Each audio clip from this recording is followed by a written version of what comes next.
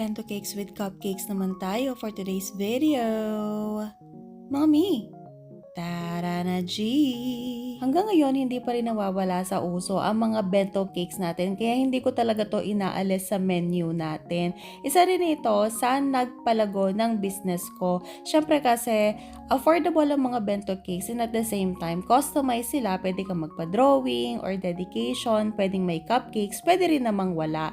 Yung iba ginagawa rin itong pang giveaways. Etong mga cakes natin is regalo nila sa mga boyfriend and girlfriends nila. Suki na natin yung mga to, kaya nga natutuwa ko every time na nag-order sila. Yung unang cake natin is para sa boyfriend and itong second cake natin is para sa girlfriend naman. So yung una, color black siya.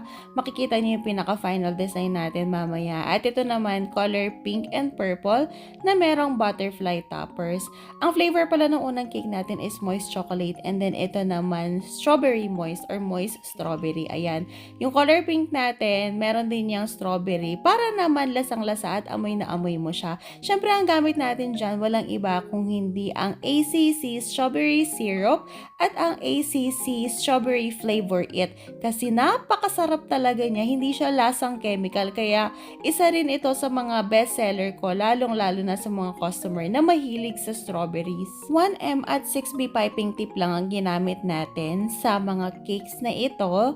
And then, ito palang color pink na cake na ito, wala siyang dedication na pinalagay. So, pinuno lang natin ng iba't ibang piping itong cake na ito para naman mas maganda siyang tingnan. Normally kasi kapag hindi nagre-request ng design sa cupcakes yung mga customers, simple rosette lang yung nilalagay natin, tapos nilalagyan natin ng draggies na magmamatch dun sa color ng cake.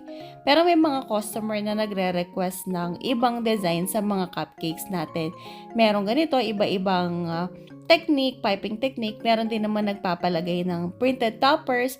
Meron din nagpapalagay ng fondant toppers. At kapag gano'n, nag-iiba na yung rate natin. Pero kapag mga piping lang ng ganyan, kung magkano yung standard rate natin, ganun pa rin siya. Hindi na ako nagdadagdag kasi icing lang din naman yan kagaya dun sa normal na piping. Meron lang konting adjustment sa pagdagdag ng effort. Kumbaga, pa-bonus ko na lang yan sa kanila.